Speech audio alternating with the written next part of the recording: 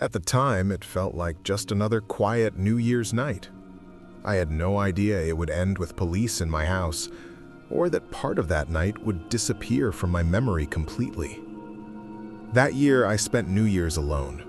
I had already visited my family for Christmas, and when New Year's came around, everyone I knew already had plans. I didn't feel like tagging along or forcing myself into a night out, so I stayed home. I picked up a few beers, turned on the TV, and let the night pass quietly. I watched the Times Square countdown by myself.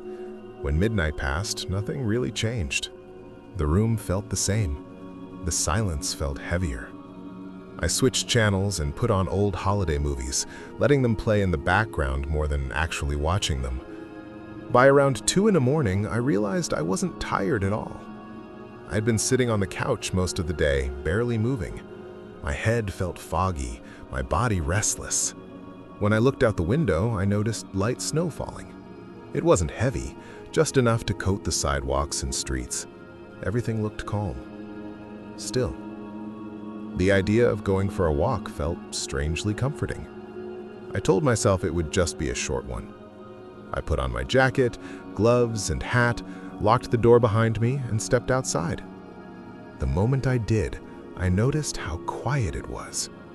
Not peaceful quiet, empty quiet. Even for 2 in the morning on New Year's, I expected something. A distant car, a voice, music drifting from somewhere. Instead, there was nothing. Every house was dark, except for leftover Christmas lights glowing faintly in windows. It felt like the entire neighborhood was asleep. I started walking without any real destination. I wasn't checking the time. I wasn't thinking much at all. I just let my feet carry me wherever the streets led. Eventually, I reached the small park near my neighborhood. The path hadn't been shoveled, but there were only a couple inches of snow. I hesitated for a moment, then decided to keep going. I'd walked this path dozens of times before. I knew it well. After a short distance, walking became harder. The snow felt heavier under my boots. That's when I noticed something else. The lights along the path were off. Normally, there were small lamps lining the trail. They weren't bright, but they made the path visible. That night, there was nothing, just darkness ahead of me. I stood there for a moment, listening. Nothing. That's when I decided to turn back. As I started walking, something caught my eye in the snow. Another set of footprints. They were right beside mine. At first, I thought they might be old. Maybe someone had walked there earlier. But the more I looked, the more uncomfortable I felt. They matched my pace. They matched my direction. They hadn't been there when I walked in. I stopped completely. The park was silent. No wind, no footsteps, no movement. When I traced the footprints with my eyes, I saw they suddenly veered off the path and disappeared into the trees.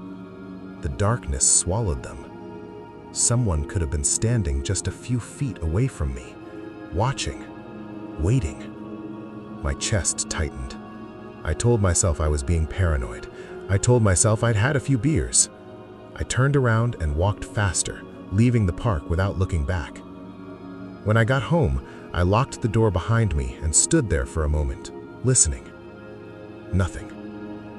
I took off my coat and boots and headed upstairs to shower. Halfway up the stairs, I stopped. The upstairs was completely dark. That didn't make sense. I always leave the lights on upstairs. I hadn't been up there all day. I stood there longer than I want to admit, staring into the darkness, trying to convince myself I was mistaken. I wasn't. I turned the lights on and slowly walked down the hall, checking each room. I peeked inside, then closed the door behind me. Bedroom, bathroom, office, everything looked normal.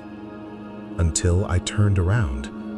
The door closest to the stairs was open. I knew I had closed it. My heart started pounding. I called out, asking if anyone was there.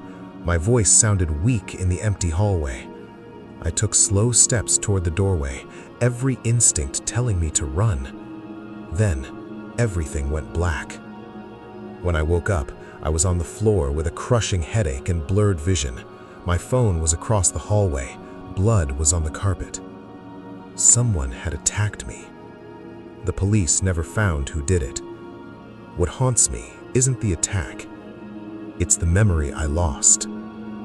I know I saw him, but my mind refuses to show me who. I worked overnight maintenance and light security at a small ski resort in a mountain town. It was the kind of place that stayed busy during the day, but felt completely lifeless once the lifts shut down and everyone went home. After a few break-ins, management changed the schedule and started having 2 people work overnight. There were no cameras anywhere in the building, so the idea was that just having people present would be enough to scare off trespassers. The resort was split into 2 large sections connected by a long hallway. I worked one side. My coworker, Matthew, worked the other. Most nights, it felt like I was alone anyway. Matthew was older than me and very quiet. We weren't friends, we barely talked. Whenever we passed each other, he'd give a small nod and say the same thing every time. Quiet night. That night started like all the others. I clocked in and began cleaning the main floor. Snow had been tracked everywhere during the day, and the place was a mess. About an hour into my shift, while I was working near the front desk, I heard a faint tapping sound. At first, I thought it was the building settling, or maybe ice hitting the windows. Then I heard it again. I walked toward the front windows and looked outside. That's when I noticed footprints in the snow directly beneath one of the windows. They led up to the glass, then circled the building before disappearing toward the parking lot. They were fresh. I stood there longer than I should have, staring into the darkness. Eventually, I went back to work, telling myself it was probably nothing. About 30 minutes later, I heard footsteps coming from the connecting hallway. Matthew appeared, and right away, something felt off.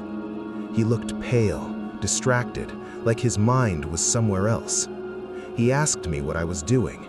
I told him I was working. He nodded slowly, almost like that answer didn't make sense to him. Then he asked if everything was okay. I said yes, and I mentioned the footprints outside. He shook his head and said they weren't his. He didn't say anything else. He just turned around and walked back down the hallway. I tried to shake the feeling that something wasn't right. Later, I heard a loud bang echo through the building. It sounded like a door slamming or something heavy hitting a wall. My stomach dropped immediately. I walked toward the connecting hallway, calling out Matthew's name. No response. When I reached his section, I felt cold air hit my face. The back door was wide open, snow blowing inside. Fresh footprints led away from the building and toward the ski lifts. I followed them slowly. The resort was completely silent. No wind, no machines, no movement. The footprints led farther than I expected, past the lifts and toward the tree line. That's when they stopped. I stood there, breathing hard, staring into the darkness. Then something moved. A figure stepped out between the trees. It was tall, still, watching me. It wasn't Matthew. Every part of my body screamed at me to run, and I did. I sprinted back to the building, slipping in the snow, barely staying on my feet. I locked myself inside and called the police. While I waited, I heard what sounded like a door opening somewhere else in the resort. Matthew was never found. Sometimes I still think about his voice. Quiet night. About 4 years ago, during the holidays, I was driving cross-country to visit family. I didn't mind long drives. I preferred stopping at rest areas and sleeping in my car instead of paying for hotels. That night, a winter storm rolled in faster than expected. The road went from clear to completely white in minutes. The wind shook my car and snow slammed into my windshield so hard it was difficult to see. Eventually, my phone buzzed with a storm warning, and then I lost service completely.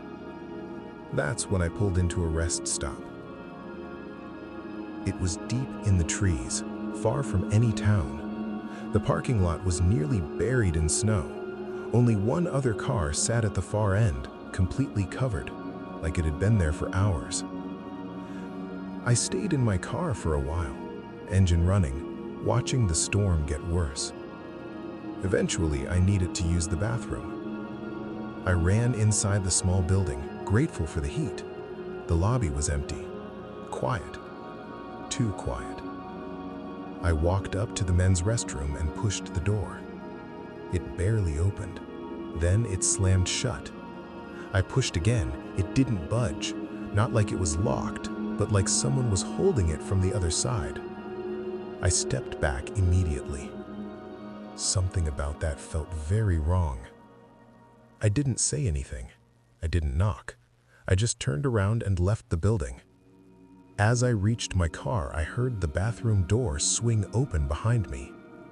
I didn't look back. A few minutes later, through the heavy snow, I noticed movement. A man slowly emerged from the white blur, walking toward my car. He stopped halfway and stood there talking on his phone. Then he started moving again, slowly. I couldn't tell if he was looking at me, until he smiled. He walked right up to my window and tapped on the glass. His smile was wide, too wide. I froze. Then I saw another man run out of the building toward me. I snapped out of it, threw the car into reverse and hit the gas. My tires spun uselessly. The man started pounding on my window harder now. Suddenly, the car lurched backward.